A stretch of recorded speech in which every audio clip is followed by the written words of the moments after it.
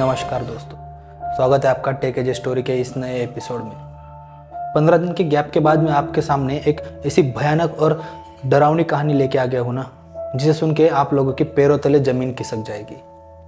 कहानी शुरू करने से पहले मैं आप सबको बता दूँ कि अगर आपके पास भी ऐसी कोई सच्ची कहानी या घटना है तो आप मुझे इंस्टाग्राम या जीमेल आईडी पर डीएम कर सकते हैं। तो कहानी की शुरुआत करते हैं। यह कहानी है मेरठ में रहने वाले लड़के की, जो कि दिल्ली के एक रेस्टोरेंट में डिलीवरी बॉय का जॉब करता था।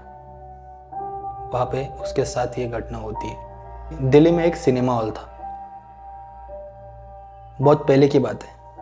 एक मूवी लगी हुई थी और सब लोग मूवी देख रहे थे, लेकिन वहाँ ना एक शॉर्ट सर्किट की वजह से एक आग लग जाती है और जितने भी लोग वहाँ पे मूवी देख रहे थे ना, आप इंटरनेट पे भी सर्च कर सकते हो, सारे के सारे जलकर राख हो गए थे। सब जलकर वहाँ पे मर गए। किसी को भागने का मौका भी नहीं मिला। एक एक करके सब लोग जलकर मर गए। और आज भी वहाँ के लोगों का कहना है कि वहाँ से लोगों की रोने की आवाज़ आती है। तो सिनेमा हॉल आज पूरी तरह से खंडर में बदल चुका है। वहाँ पे बड़े बड़े पेड़ उग चुके हैं। लोगों का मानना है कि जितने भी लोग वहाँ पर मरे थे, उन लोगों की आत्मा वहाँ पे आज भी भटकती है। मैं कुछ बता नहीं सकता इस बारे में कि इस बात में कितनी सच्चाई है, लेकिन मैंने ये बात आपको इसलिए बताई कि जो लड़का डिलीवरी बॉय का काम कर रहा था रेस्टोरेंट में, उस लड़के के हालात कुछ ठीक नहीं थे और वो उस वजह से रेस्टोरेंट में काम करता था। एक दिन क्या होता है ना, उसे एक कॉल आती है रेस्टोरेंट में। बहुत बड़ा ऑर्डर आता है, बहुत बड़ा। 4-5 सब्जी, गुलाब जामुन, रसगुल्ले एक्सेट्रा। ऑर्डर बहुत बड़ा होता है। उस लड़के की नई नई वहाँ पे जॉब लगी थी। वो रेस्टोरेंट वाले बड़े खुश होते हैं और उस लड़के को कहते हैं कि जाओ और उस कस्टमर के एड्रेस पर ये डिलीवरी करके आओ। वो जो सिनेमा हॉल वाली बात मैंने आपको बताई ना, उसके बाजू में ही था वो घर। वो बाइक स्टार्ट करके एड्रेस की ओर जाता है। दिल्ली कैंट का नाम सुना होगा आप लोगों ने। एक जंगल वाली जगह है, बड़े बड़े पेड़ है वहाँ पे। वहाँ से गुजरते हुए ये जाता है। लगभग 11 साढ़े 11 का टाइम हो रहा होगा। रेस्टोरेंट से वहाँ तक जाने में 30 मिनट लग जाते हैं उसे। जैसे ही वो पहुंचा है उस एड्रेस पे, उस घर के सामने 3 मंजिला घर था। सभी घर की लाइट बंद थी। बस उसे एक ही घर में से लाइट चमकती हुई दिख रही थी, खिड़की में से। बिल्कुल सुनसान सी वो जगह थी, एकदम सुनसान। आजू बाजू कोई नहीं और पूरी तरह से सन्नाटा छाया हुआ था। उसे कुछ अजीब सी लगती है वो जगह, ऐसे कि वहाँ पे बहुत सालों से कोई नहीं रह रहा। फिर वो मोबाइल निकाल कर वो एड्रेस चेक करते हैं, लेकिन एड्रेस भी वही था। आसपास देखा तो नंबर भी वही था घर का।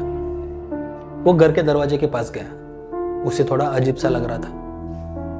उसने घंटी बजाई घर की, लेकिन लाइट नहीं थी तो आवाज़ भी नहीं आई घंटी बजने की। तो उसने दरवाजे को नॉक किया 3-4 बार, लेकिन दरवाज़ा कोई भी नहीं खोल रहा था। ऐसा लग रहा था कि कोई प्रैंक कर रहा है, क्योंकि उस घर से कोई आवाज़ भी नहीं आ रही थी। फिर भी ये 4-5 बार फिर से नॉक किया दरवाजे को और फिर वापस जाने के लिए मुड़ा। और जैसे ही ये मुड़ा, दरवाजे की अनलॉक होने की आवाज आई। ये पीछे मुड़ा। दरवाजे की अनलॉक होने की आवाज तो आई, लेकिन दरवाजा खुला नहीं था। वो दरवाजे के पास आया। दरवाजे को ऐसे टच किया तो खुल गया दरवाजा। उसने हल्का सा हाथ मारा तो खुल गया दरवाजा। उसे थोड़ा अजीब लगा। वो घर के अंदर एंटर किया। जैसे ही वो घर के अंदर एंटर किया, उसे वहाँ पे कोई दिखा तो नहीं, लेकिन उस घर में जो चीज़ें थी ना, वो अजीब तरीके से चमक रही थी। घर के अंदर अंधेरा तो था, लेकिन अलग ही रोशनी थी। पुराने ज़माने का सोफ़ा, पुराने ज़माने की टीवी, सब पुराने ज़माने का था। वो आवाज़ लगाता है वहाँ से, हेलो कोई है? आपने खाना मंगाया था, लेकिन कोई नहीं सुनता और कोई रिस्पॉन्स भी नहीं आता। उसे सामने एक बिल्ली दिखाई देती है। वो सोचता है कि पाल रखी होगी। वो बिल्ली उस घर के अंदर एक कमरा था, उस कमरे के अंदर जाती है। जैसे ही वो बिल्ली घर के अंदर घुसती है, वहां से बच्चों के रोने की आवाज आती है। एकदम धीरे धीरे से वो बच्चे रो रहे थे, बिल्कुल ऐसे। रात के 12 साढ़े 12 बज गए थे उस टाइम। पहले तो किसी ने गेट नहीं खोला, बाद में खुला तो सामने बिल्ली और अब बच्चों के रोने की आवाज। धीरे धीरे डर डर के वो उस कमरे की ओर जाता है। वहां गया तो देखा कि 3-4 साल की 2 लड़कियां सोफे पे बैठी हुई थी, ऐसे पीछे मुंह करके। और जब वो आता है तो वो पीछे पलट कर देखती है उसकी तरफ। और जब वो आया तो उसने थोड़ी तेज आवाज में उनसे पूछा कि आपके घर वाले कहाँ है, कोई बड़ा नहीं है क्या घर में? आपने खाना मंगाया था, मैं खाना लेके आया हूँ। मैं इतनी देर से यहाँ पे खड़ा हूँ और कोई आवाज़ क्यों नहीं दे रहा? उस टाइम वो लड़कियाँ कुछ नहीं बोलती है, बस उसे देखती रहती है। वो कहता है बोलो कुछ, कहाँ है तुम्हारे घर वाले? वो कुछ नहीं बोलती। फिर गुस्से में आके ये बोलता है मेरे पैसे निकालो जल्दी, आपके घर वालों को बुलाओ, मुझे जाना है। उसके बाद उन लड़कियों की आंखों की जो पुतलियाँ होती है ना, वो लाल हो जाती है। फिर वो लड़कियां दोनों एक साथ बोलती हैं मम्मी ना आपके पीछे खड़ी है, ले लो उनसे पैसे। ये एकदम डर जाता है उनकी आंखें देख के और बातें सुन के। वो पीछे पलटा है, पीछे देखा तो पाया कि पीछे जो औरत खड़ी थी उसका सर ही नहीं है, बिना सर वाली औरत।